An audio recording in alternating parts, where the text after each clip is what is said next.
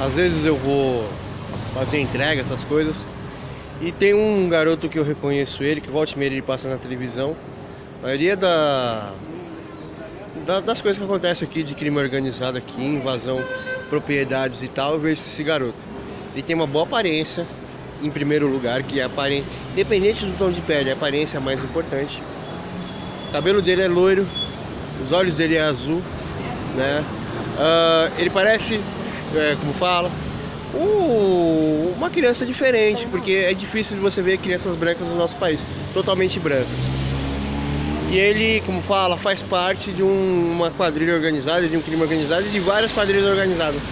Cada 3, 4 meses eu vejo ele sendo preso e sendo liberado, porque ele tem 12.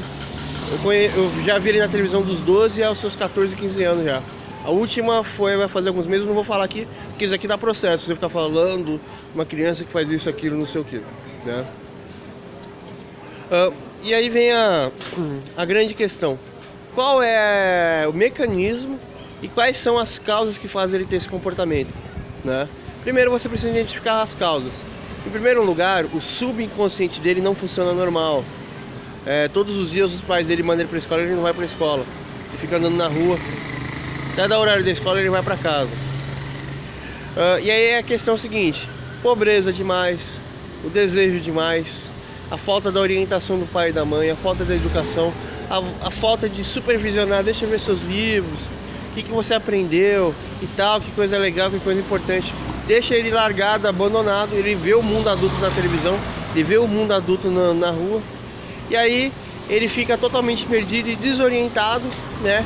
Só com coisas negativas e com desejo de ficar rico. Mas você invadir um apartamento, você roubar um carro, essas coisas, nunca vai te deixar rico, né? Nunca vai deixar você rico. O que isso vai gerar são centenas de problemas na justiça contra você. E aí esse garoto, que eu vejo ele, então eu identifiquei que ele tem um problema no subconsciente dele, por causa ou da falta do amparo da família, ou uma distorção, que talvez não seja nem por causa do amparo da família, uma distorção no subconsciente dele. Então ele é levado pelo seu subconsciente a cometer vários crimes. Aí eu pergunto, essa pessoa adquirir consciência dos seus atos e da consequência e ter esperança, é impossível.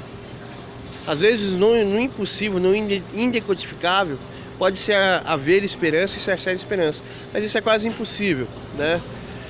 E esse garoto, ele está à mercê do quê? Ou de cometer algum erro contra ele mesmo, ou cometer um erro com uma outra pessoa, que esse erro seja fatal, por causa do desejo que ele tem.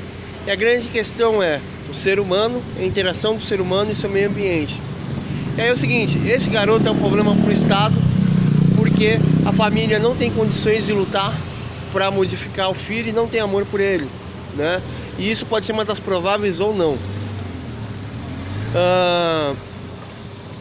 O que mais?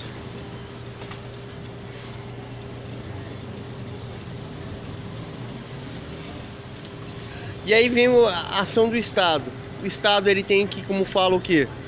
Se a pessoa não tem condição de criar a criança. Porém, esse não é o problema de uma criança, é o problema de todas as crianças do nosso país, a grande maioria, porque os pais trabalham até morrer e acreditam e sonham que o seu filho vai ser alguém decente, né? E aí vem a questão: o Estado, ele deveria realmente ser uma família e realmente adotar essa criança, mas o Estado não faz isso, o Estado não procura isso, o Estado não procura solução, o Estado não procura nada, né? E aí essa pessoa, ela vai ser um número a menos na sociedade, ela vai ser um problema a mais na sociedade, e ela vai gerar um gasto ainda muito maior do que se o governo não controlasse tanta família, e se o papel do governo fosse mais educativo do que de repressão, como a polícia faz. Poderia haver todo um amparo antes, mas não existe. Aí a culpa cai toda sobre o policial, mas a culpa não é da polícia, é de um Estado ineficiente, de uma sociedade ainda muito mais ineficiente e cega. Falou aí pra vocês.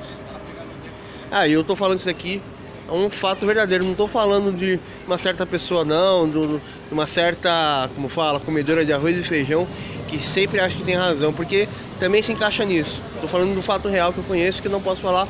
E ele volte e meia, eu vejo esse garoto no Datena. Falei pra vocês.